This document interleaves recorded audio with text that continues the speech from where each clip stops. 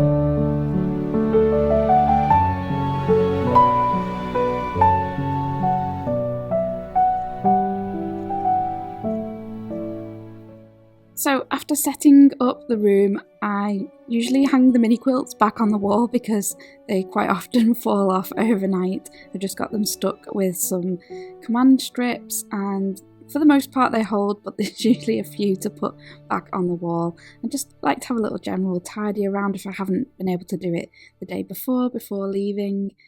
And then it's time to start on the tasks for the day. So I've had a delivery of some fabric packs that I'm just sorting out. I need to photograph them today, and I need to list them on my website and add them to my shop.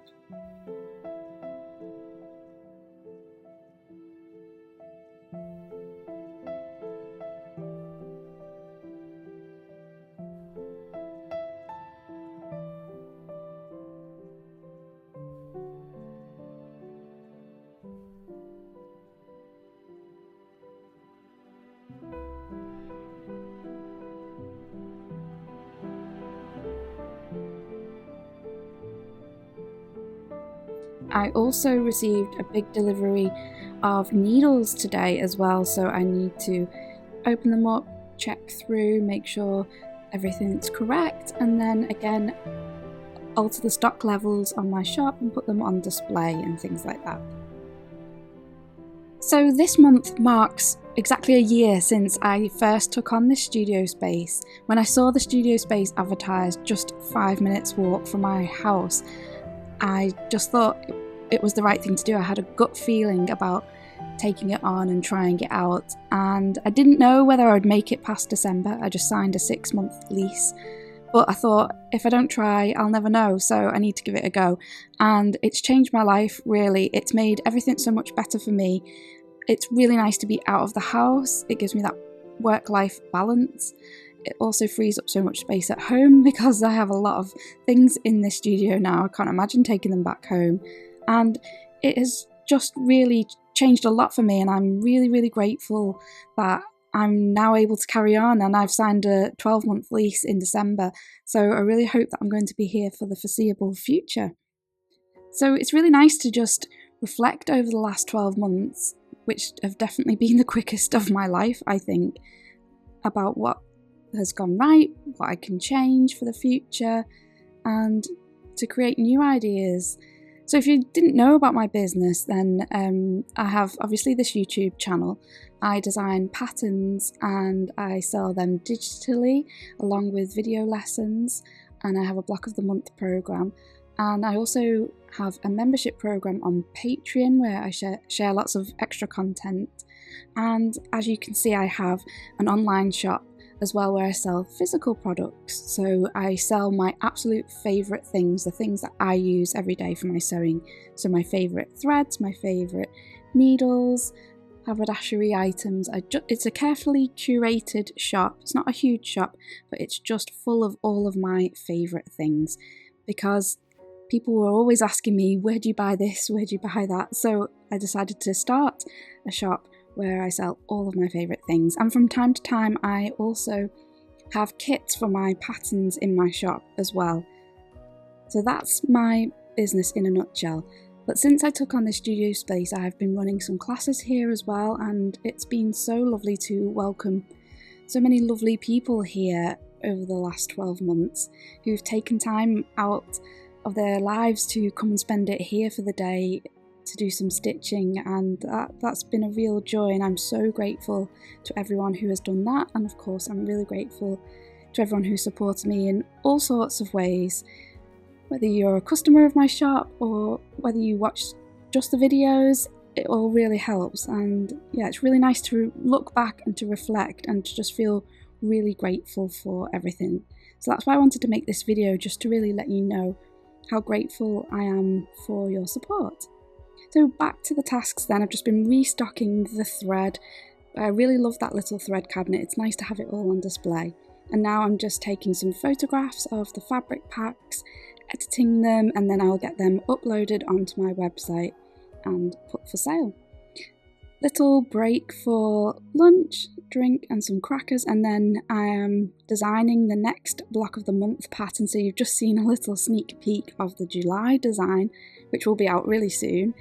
And yeah, just finalising the details on that before I send it off to print onto fabric panels.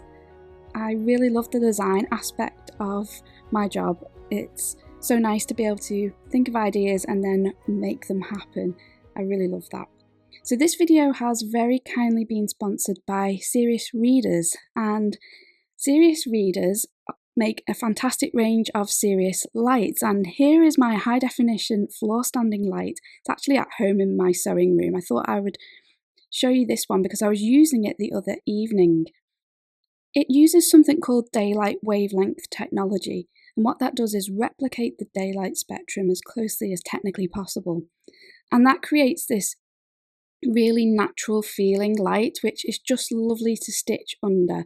It means I'm not straining my eyes, I can match my thread colour to the fabric really well, and it just really helps me to stitch for longer into the evenings, which is something I really need to do these days because I have a lot of stitching to do. So if you'd like to find out more about the high definition lights from Serious Readers, I'll leave a link in the description box below. And if you use the offer code Emma, that will give you £150 off a high definition light and also free UK delivery. So a huge thank you to Serious Readers for sponsoring today's video.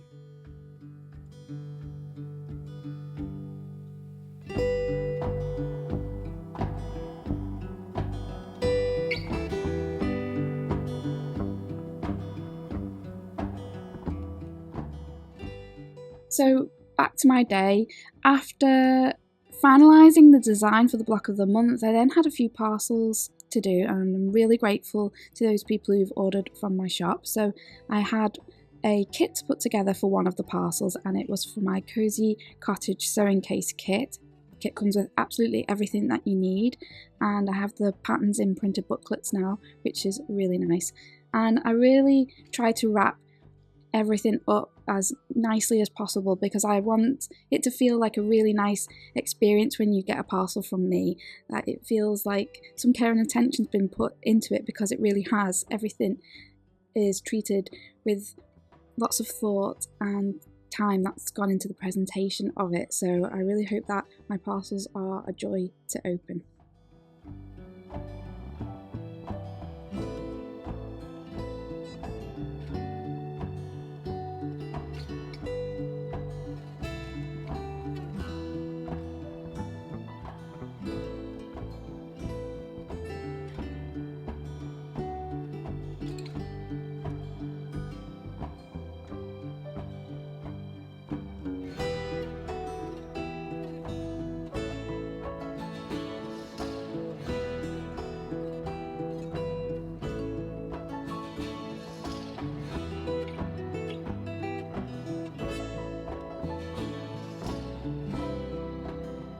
So I asked on Instagram if anyone had any questions about running a small business and things like that, and I got so many questions, so I'll try my best to answer as many as I can. I might not be able to answer all of them. Also, I won't read out people's names because I didn't ask if people wanted their name to be read out or not, so I'll just read out the question. So how do you promote your small business to get the word out? So I've never done any paid advertising at all, so I don't use anything like Facebook ads or Instagram ads or anything like that. That's not to say I wouldn't in the future, it's just at the moment I haven't learnt about how to do that. I don't use that.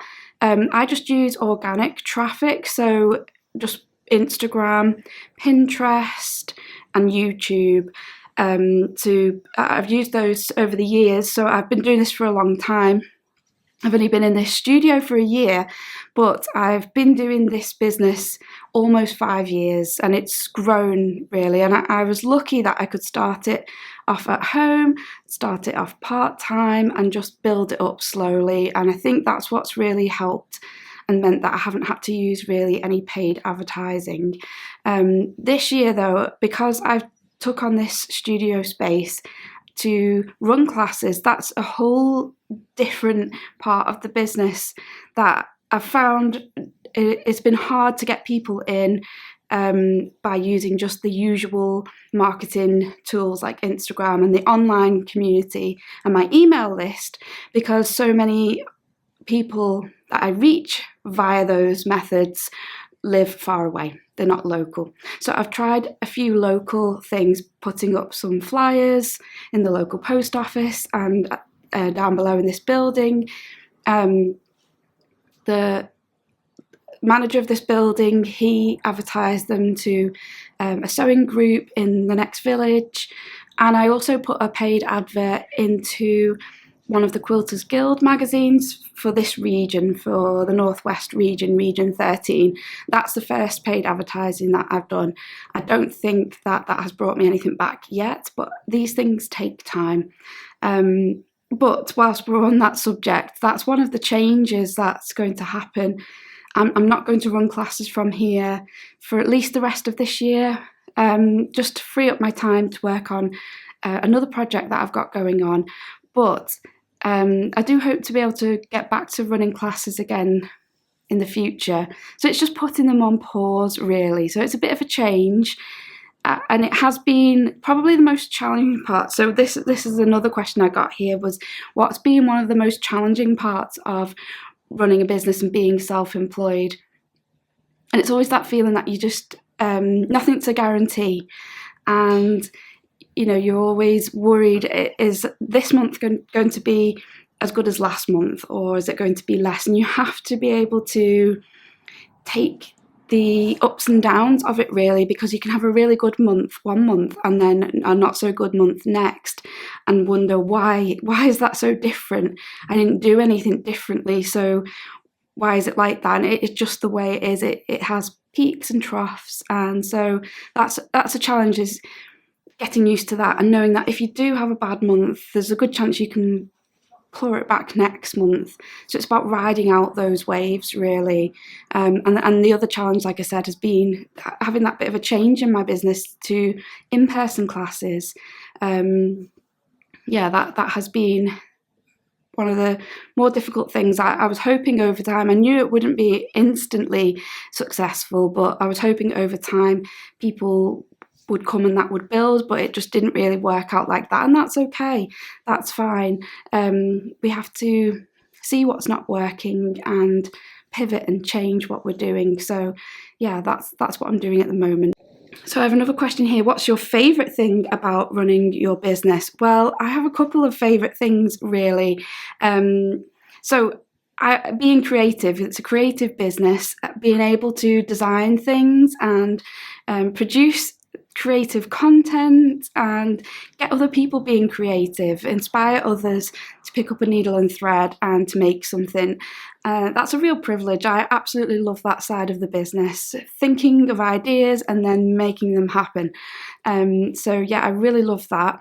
I also really like the flexibility that it gives me. So I can work from home if I need to, if I'm waiting for a parcel or we've got somebody coming to fix the boiler. I can work at home. I can pick my son up from school every day, and that's really valuable to me. I want to be able to pick him up and take him to his clubs or spend that time in the evening with him, and then I can work again afterwards. I don't have to have set hours. I can be flexible. I often do work in the car while I'm waiting for him, so that's when I'll answer comments and emails and things. So I love the flexibility that it gives me. Also, I just love connecting with all of you. So that's a really positive part of this business, is having that conversation with you. So in the comments of videos and Instagram posts, or the replies I get to my emails, talking to like-minded people who understand and who get it. And you're also lovely. So that's a real massive favourite part of doing all of this. I absolutely love chatting to you. So where would you like to see your business in 5 years or 10 years time? How do you see it growing? Oh, that's a really interesting question.